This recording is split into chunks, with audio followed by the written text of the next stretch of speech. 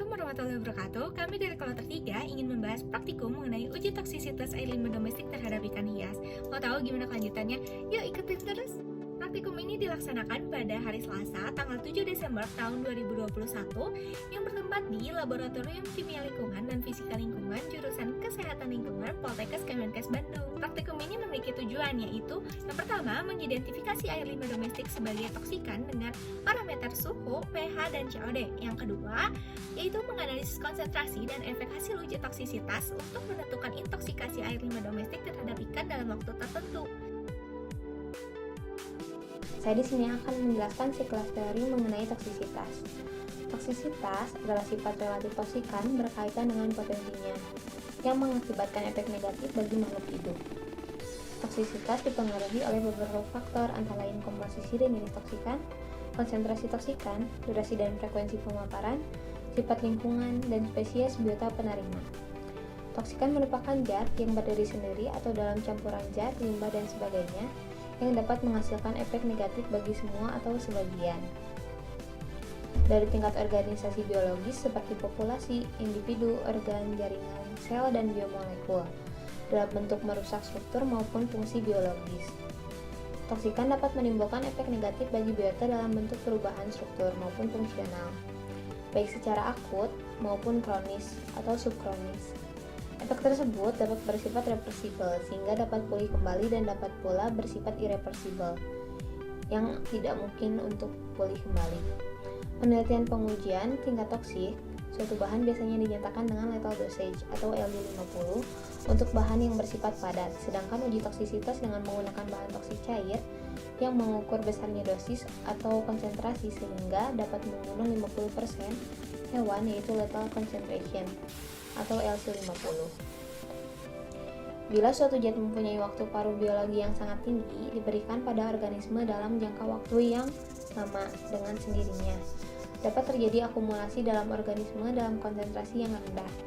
Ini terjadi terutama pada zat lipofil yang sulit dibiotransformasi seperti DTT, aldrin, dialdrin, atau turunan dipenyl terklorinasi. Alat yang digunakan dalam praktikum uji toksisitas air limbah domestik terhadap ikan hias terdiri dari akuarium, beker gelas 1000 ml, gelas ukur 500 ml, pH meter, saringan, aerator, mikroskop binokuler, cawan petri, objek gelas, pisau bedah, pinset, serta sarung tangan steril. Sedangkan bahan yang dibutuhkan dalam praktikum ini terdiri dari ikan hias, air limbah domestik, serta air keran. Selanjutnya, cara kerja untuk pemeriksaan COD air limbah domestik. Langkah pertama yaitu mempersiapkan 2 buah tabung reaksi yang digunakan untuk belangko dan sampel. Kemudian, pada tabung reaksi untuk belangko ditambahkan 2 ml aquades dan pada tabung reaksi untuk sampel ditambahkan 2 ml sampel air limbah domestik. Setelah itu, pada masing-masing tabung reaksi belangko dan sampel ditambahkan 0,1 gram HgSO4, 5 ml K2CR2O7, dan 3 ml AgSO4. Kemudian dihomogenkan. Setelah dihomogenkan, kedua tabung reaksi tersebut dimasukkan ke dalam oven dengan suhu 100 derajat Celcius selama 2 jam, lalu didinginkan. Larutan belangko dan sampel dipindahkan pada tabung Erlenmeyer serta ditambahkan 50 ml aquades. Pada belangko dan sampel ditambahkan 2-3 tetes veroin dan homogenkan. Setelah itu dititrasi menggunakan FAS 0,05N sampai terbentuk warna merah kecoklatan dan catat hasil titrasinya kemudian hitung. Selanjutnya, cara kerja pengujian toksisitas air limbah domestik terhadap ikan. Yang pertama, menyiapkan peralatan dan bahan yang akan digunakan seperti 5 buah akuarium, beker gas, gelas ukur, pH meter, DO meter, saringan, serta ember. Yang kedua, memperhitungkan terlebih dahulu takaran limbah yang akan digunakan. Pada praktikum kali ini, konsentrasi yang digunakan adalah 0,1%, 0,2%, 0,3%, dan 0,4%. Untuk konsentrasi 0,1% dibutuhkan 1955,125 ml sampel air limbah domestik. Konsentrasi 0,2% dibutuhkan 3096,25 ml air limbah domestik. konsentrasi 0,3% dibutuhkan 5.859,375 mili air limbah domestik, dan untuk konsentrasi 0,4% dibutuhkan 7.812,5 mili air limbah domestik. Kemudian, siapkan 2 buah beker gelas, tuangkan air keran dan air limbah pada masing-masing beker gelas untuk dilakukan pengukuran kadar pH, DO, dan suhu. Setelah itu, masukkan air limbah domestik dengan konsentrasi yang berbeda, yaitu konsentrasi 0,1%, 0,2%, 0,3%, dan 0,4% ke dalam 4 buah akuarium dengan menggunakan gelas ukur. Dan masing-masing dietkan menggunakan air keran hingga mencapai 10.000 ml. Selanjutnya, siapkan kontrol dengan diisi air keran sebanyak 10.000 ml, dan pada masing-masing akuarium masukkan ikan sebanyak 15 ekor dan dengan menggunakan saringan. Setelah itu, nyalakan aerator untuk menambahkan kadar oksigen agar ikan tetap hidup di dalam akuarium. Setelah dipasang aerator, amati mortalitas kematian pada ikan hingga hari selanjutnya. Kemudian catat hasil yang didapatkan. Selanjutnya, hasil dan pembahasan praktikum. Sebelum menentukan konsentrasi air limbah yang akan dibutuhkan, kita harus menghitung kadar COD terlebih dahulu dengan rumus sebagai berikut. Setelah menghitung dengan rumus, diketahui kadar COD pada air limbah domestik yang kita gunakan adalah sebesar 5.120 mg per liter. Setelah kita mengetahui kadar COD yang terkandung pada air limbah domestik yang kita gunakan, selanjutnya kita juga harus menghitung kadar DO, pH, dan suhu yang terkandung pada air limbah domestik yang kita gunakan. Adapun kadar DO yang telah diukur dengan diometer adalah sebesar 5,4 mg per liter, pH 8,9, dan suhu sebesar 20 derajat Celcius. Pada praktik uji toksisitas pada ikan mas, kelompok kami menggunakan air limbah domestik sebagai uji cobanya. Air limbah domestik adalah air limbah yang dihasilkan dari aktivitas kegiatan sehari-hari, khususnya kegiatan rumah tangga.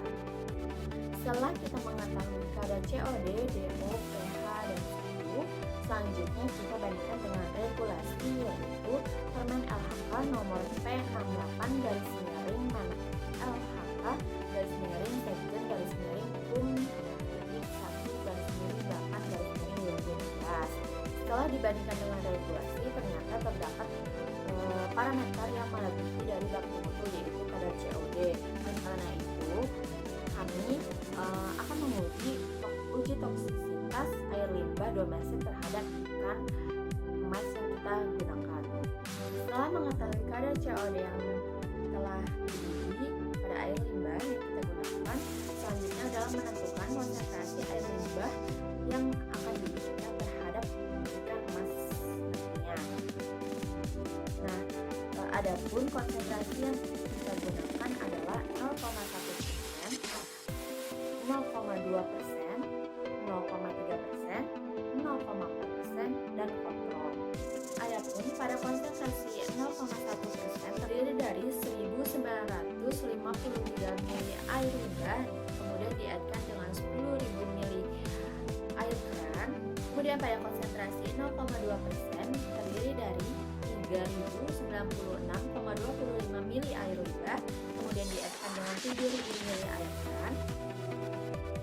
Kemudian konsentrasi 0,3% terdiri dari 5.859 mili air limbah, kemudian diadkan dengan 4.200 mili air keran. Kemudian pada konsentrasi 0,4% terdiri dari 7.812 air limbah, kemudian diadkan dengan 2.200 mili air keran. Dan akuarium terakhir yaitu isi kontrol, hanya terdiri dari 10.000 mili air keran atau 10 liter. Selanjutnya adalah melakukan pengamatan mortalitas atau kematian pada hewan uji, yaitu pada ikan mas pada setiap akuariumnya. Pengamatan dilakukan selama 1 kali 24 jam atau selama 1 hari. dan dilakukan pengecekan setiap 30 menit sekali.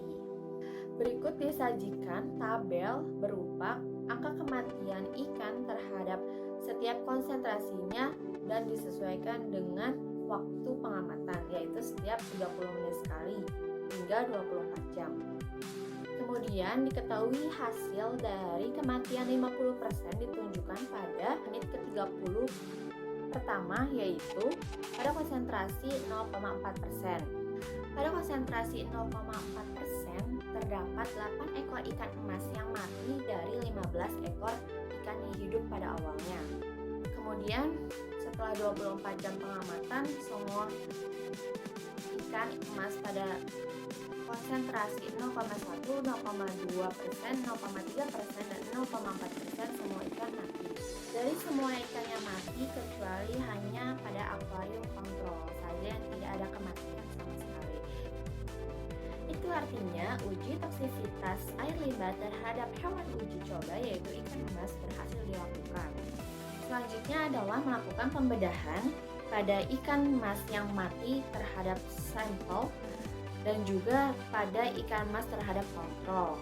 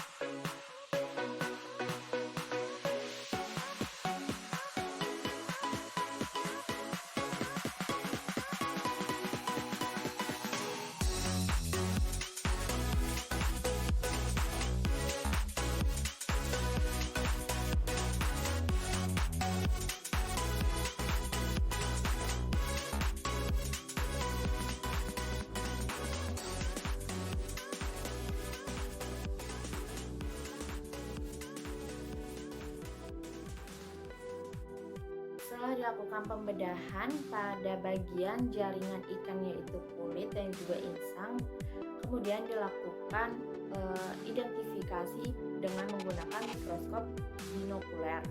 Adapun bagian ikan yang terpapar dengan air limbah ditunjukkan dengan ciri-ciri sebagai berikut.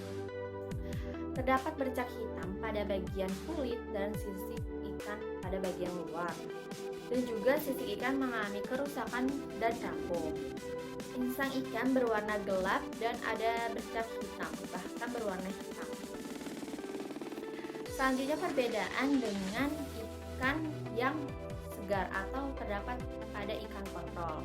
Pembedahan pada sel kulit ikan pada kontrol terdapat ciri-ciri sebagai berikut. Sel kulit pada ikan kontrol masih segar dan tersusun rapi seperti serat-serat pada sidik jari. Ikan yang segar atau tidak mati memiliki warna insang yang segar, yaitu seperti merah darah dan tidak berbau amis. Keseluruhan struktur ikan yang terdapat pada kontrol masih segar sehingga mudah diamati. Sedangkan pada struktur ikan yang terpapar air limbah toksikan susah atau sulit untuk diamati karena beberapa jaringan tubuh dan organnya sudah rusak.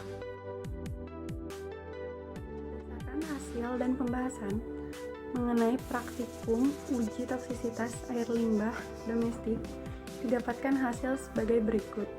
Yang pertama, setelah dilakukan pengujian air limbah domestik, didapatkan hasil bahwa parameter COD sebanyak 5.120 mg per liter, DO sebanyak 5,4 mg per liter, pH 8,9 dan suhu 20 derajat Celcius.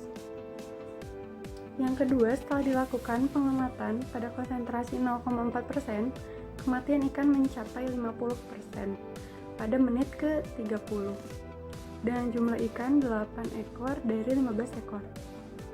Dan yang ketiga, setelah dilakukan pembedahan dan identifikasi, terdapat bagian hitam dan bercak pada bagian kulit luar dan sisik ikan mengalami kerusakan serta rapuh, serta insan berwarna gelap bahkan ada yang hitam.